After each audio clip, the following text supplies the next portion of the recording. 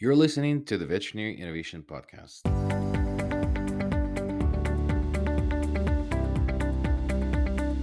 You're listening to the Veterinary Innovation Podcast. My name is Sean Wilkie, and along with my awesome co host, we interview the innovators in this space every week. Ivan, please get us started. Hey, I'm Ivan Zach, and I'm really excited about today's episode. We have a friend of mine on the podcast, and his name is Andrew Ciccolini. Andrew is a co-founder and chief veterinary officer of Serenity Vet. He previously was medical director at National Mill Dog Rescue, and before that spent 9 years on active duty with the U.S. Army. Andrew is active on social media as the OK Vet and is passionate about helping other veterinary professionals continue to find joy in the profession and become the best version of themselves. What we don't have here is that Andrew also worked with me in Galaxy Vets when we started the Galaxy Vets Foundation, where he was leading an initiative of standing up the telemedicine platform to help Ukrainians at the beginning of the barbaric war of Russia against Ukraine. So, Andrew, thank you for that too. Welcome to the show. Yeah, thanks for having me. I'm really excited to talk about Serenity Vet and what we're doing in the relief market. Sounds awesome, but I got to ask, just okay? You're just an okay vet? I am just okay. And honestly, I think it's a healthy outlook on being a veterinarian, especially a general practice veterinarian, that you just can't be great at everything. So be okay with being okay. I love it. Well, welcome to the show. It's good to have you here. Why don't we start with you telling us what Serenity Vet is? What are you guys trying to do? So Serenity Vet is a relief platform for veterinarians and veterinary clinics to connect. So veterinary clinics sign up on our platform, post shifts where they have a need for coverage. Relief vets can go on and find a shift in their area that meets their specifications for the kind of work they want to do, and we help connect them. Very cool. So I guess it's in the realm of, RuVet, Hound took attempt at that, and there's a Relief Rover. So Serenity Vet is in that camp, and is it? And what is different? Yeah, there's definitely a lot of competitors on the market. So we fit in with them with some differences that we're trying to address. Specifically, one of the big differences is we allow the veterinary clinics to choose their own rates for what they want to pay relief vets. We just think it's a little bit presumptuous to assume that we know better what the rates are in a specific market. So we allow the veterinary clinics to choose on their own. So that's one of our big differences. And then for our veterinarians, we're really trying to build ourselves as a business suite for them and really help protect their work-life balance if that's what they want by building some unique features to help them balance work and their personal life. It's so interesting. So one of the things that I'm curious about is why is this relief world blowing up? Why does everybody want to be a relief veterinarian, not working in a general practice or owning a practice? What's happening? Why are all these companies like Serenity appearing? I think it's a really good question. And I actually think the veterinary industry is kind of lagging the greater marketplace in that we've seen a lot of people shift to this gig work. And it's because of the flexibility it allows you and allows you to have much more control over your schedule. And people just like it. It can also increase your income as well if you use it appropriately. So the veterinary industry is, to me, lagging a bit, but they're catching up now. And we're seeing a lot of veterinarians shift towards this for a better work-life balance. Yeah, it's so interesting. It makes me think of like the Uber drive that I had this morning on the way to the office. I was running late. I called an Uber. It's amazing. You can call an Uber in Toronto and have an Uber show up at your house in like literally 30 seconds to a minute. And so that's great for me.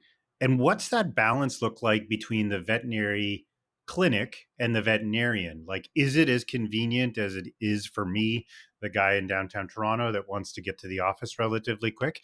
Is that the level of kind of convenience and I guess service you guys are striving to fulfill to both the veterinarians and the clinic owners? Definitely what we're striving for. And I think on the veterinary clinic side, it provides a lot of flexibility for them. Think about in the past, if they had a veterinarian that quit or moved on, they're looking at up to a 10-month long process to find another veterinarian. And so they're going to be short for months. And what do they do during that time?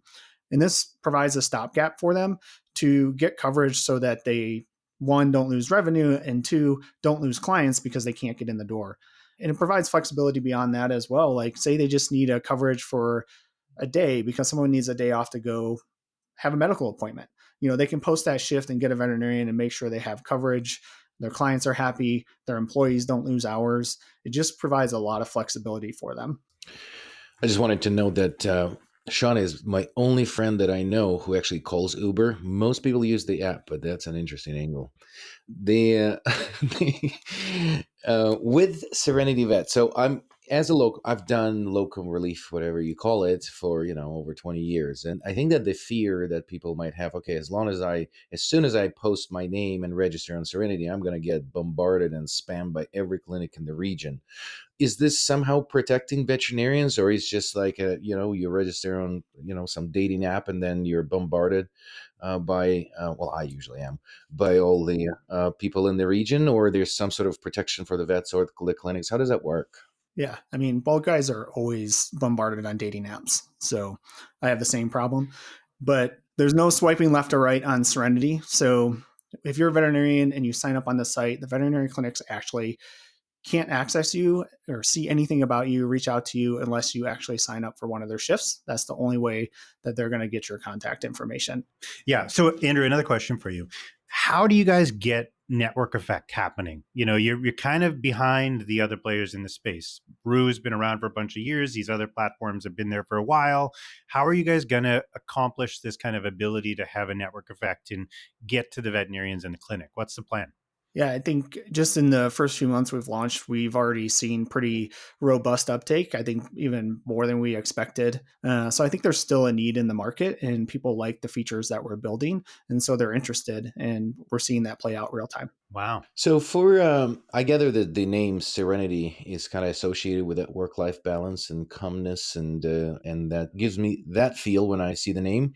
How do you achieve that? How is this different? Because I've been a locum for over 20 years, and if anything, I worked more than I needed when I became a relief vet. So is there anything specific to this platform? Yeah, I think it's a really good question. And the burnout surveys tell us that burnout rates are increasing with relief veterinarians.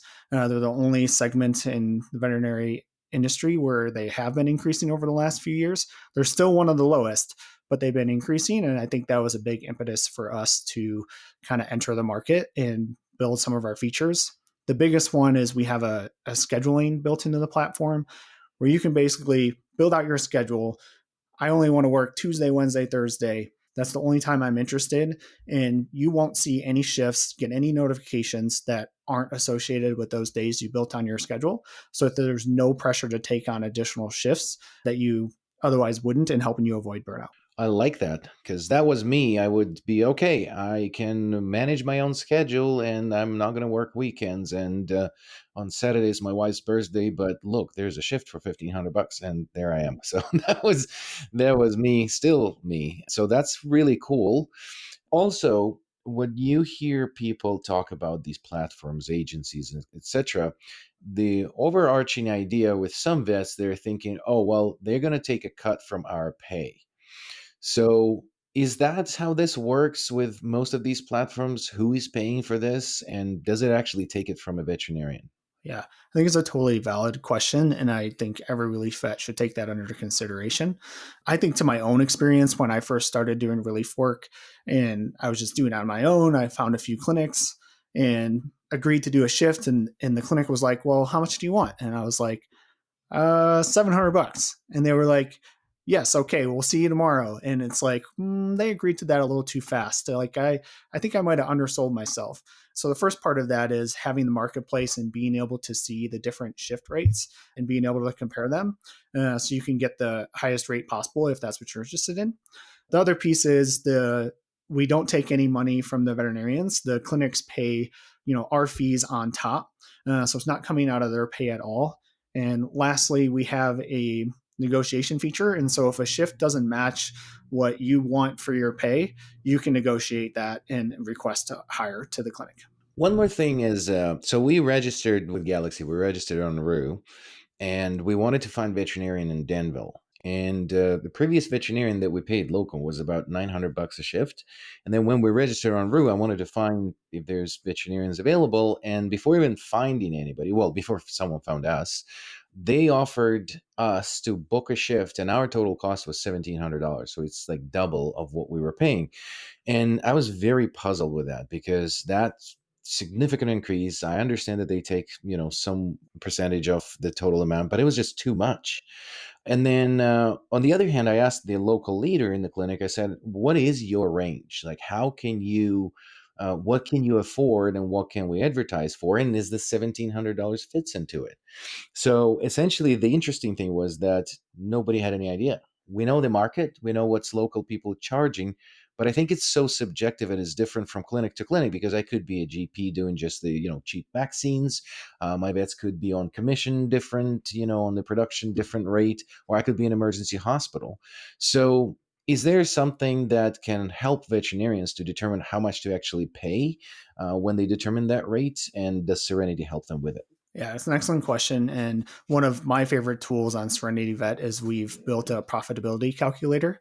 And so on the clinic side, when they sign up, they can put in some financial information that will help show them what range they can basically afford to pay a veterinarian and still maintain their profit margins. And every time they go to book a shift, it will give that percentage profitability for them. And even for those clinics that really understand their financials well and know what they can afford to pay, it's just really convenient to be able to see that every time you're booking a shift. Okay, I can afford to pay a vet this much and still maintain some profit. And what I have found is that actually leads to a lot of clinics paying more. The reason being, like, if you don't really understand your financials, you're going to try to get away with paying as little as possible because you don't know what you can afford. And so I think most clinics, when they start using the profitability calculator, they realize, hey, I can actually afford to pay a vet a little bit better and make sure I still have coverage. So cool. So I've got a couple of questions for you. First is, if people want to get signed up, like, what's the process? What's the price? Is there a fee? I guess we can answer that from both sides, the relief veterinarian standpoint and also from the clinic standpoint. Yeah, so Serenity.vet is where you go to sign up, whether you're a vet or an employer. And you go through the onboarding process. It's pretty simple, but of course, if you have any issues, there's a support function. You can reach out to us. There's no cost to sign up and to use the platform at all. The only time that there's any fees is when a shift is booked and completed. The veterinary clinic will pay to Serenity Vet. So it doesn't impact the vet. So free to try for both sides. So I recommend signing up today. Amazing. So the other thing that when I was starting as a locum, the most intimidating thing for me was as working for someone and then heard about this cool relief work, and then I was thinking, am I going to make enough money? Do I know if there's clinics in my area? And I think it's the same thing for the veterinary clinics when they the range with this profitability calculator, which I think is a super cool feature. But then how do you know within that range? Should I, of course, I'll go the lowest all the time. Is there a way for them to know that they're going to be likely to book a shift or not? Yeah, we're building a tool within the platform. It's not active yet. It's called a predictability tool, and it'll be AI driven that will help a clinic and both a vet understand if I post a shift at X number of dollars, say $1,000 for a 10-hour shift, based on my area, the day of the week, the price I'm willing to pay, what's the likelihood that that shift will be filled? And then on the flip side, for veterinarians, if they're negotiating to a shift and they say they want to increase that to $1,200, it will also give them a predictability of, like, there's 90% chance that they're going to accept this shift. So that's really cool. Lots of features that sounds very competitive. You mentioned before that the vision is that veterinarians will use this as their business suite for their relief business. Are there any other features like accounting or planning or anything like that that are facilitating that? Or what does that look like for veterinarians? What's the vision for them in the future to use this platform? Yeah, so right now there's a dashboard function where they can set their goals. This is the minimum hourly rate I would like to see, number of hours I'd like to work in a day, number of days I'd like to work in a week, number of weeks I'd like to work in a year. And that helps build kind of their goal. And then they can track that as they sign up for shifts. And then down the line, we're going to build in additional features that help them track their expenses, help with taxes, things like that. And really, with those features, we want feedback from our users and what's most important. And over time, we will build those to make this the one-stop shop for relief work. Nice. So what's the next things on your guys' roadmap? And I guess what's the most exciting that you're going to be bringing next to the users of the platform? The next thing I'm really excited about is the predictability tool that we talked about. I think that's really going to pay dividends for both sides of the market. Yeah, I could see that. That's awesome. So, if people are listening to this and they're thinking, well, are there clinics in my area? They're on Serenity, or if Serenity, or if clinics are thinking, are there vets? What's the best recommendation? And would they find it immediately? And what are the recommendation when you register? Because you register, but then you have to have shifts available. How far should you book in advance? And what the vets are looking for, and how far clinics are booking their shifts? So serenity.vet to sign up. If there's happens to not be shifts available in your market at this time, we will have notifications sent to you when we do onboard them. And as far as like recommendations, we recommend for clinics to post shifts 3 months out, because the feedback from relief veterinarians is that's how far out they typically build their schedule. That's awesome. How about corporates? Is there anything that's coming for corporates, and are there any tools to help them to manage their relief at scale? Because I know that's a universal program. And then, yeah, is there anything specific for the enterprise customers? Yes, so we do offer enterprise solutions. So if any of the corporate entities are interested, please reach out to us, and we will work directly with them to build the platform in a way that's useful for them. Again, that profitability calculator is really helpful for corporates when you're managing a lot of different clinics with a lot of different revenues and profitability. It'll be all in one place for you to be able to book shifts appropriately. Amazing. So, another question for you, Andrew. What's the big, bold vision? Where do you see this company in 2 years, 5 years from now? What's it look like? I think we want to be the relief platform of choice across North America, so US and Canada, and hopefully even expanding outside of those markets, 5 years down the line. Amazing. That's awesome, Andrew. Thank you so much. Very exciting. I'm really glad to see you trying new entrepreneurial thing. And I know that you will be successful because we worked before, and I know that you're the guy for the job. Where can people find you if those enterprises are reaching out to you? You can reach out directly to me through LinkedIn or email. They'll be on show notes. If you happen to be a big social media person, OK Vet on Instagram, you can reach out to me there, whether you're a vet, corporate, clinic, whatever. Those would be the main places to get a hold of me. Excellent. So, Andrew, a couple questions just to wrap up, as always. First one's a book, YouTube video, TED Talk, something that you found interesting and inspiring on your journey so far. Yeah, so a book that was recommended to me by one of my mentors is Crossing the Chasm, and it's very pertinent for what I'm doing right now. It's a bit of an older book, but it really helps you understand when you're bringing a new technology into the marketplace, how you build it for different users throughout your journey, and really helps you focus in on which phase of development you're at. So I recommend it for anybody that's in a startup. Amazing. That's awesome.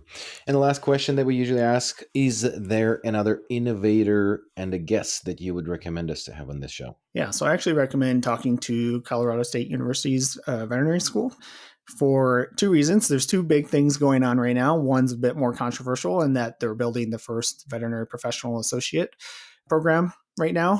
So it's a big deal in the market. And then also they're totally revamping their curriculum and how they teach veterinarians. They're not necessarily the first veterinary school to do that, but it's really exciting what they're doing. Thank you so much for listening to the Veterinary Innovation Podcast. If you want to hear about our new episodes, please follow us on any social media channel. Also, you can check out our website at veterinaryinnovationpodcast.com. See you next week.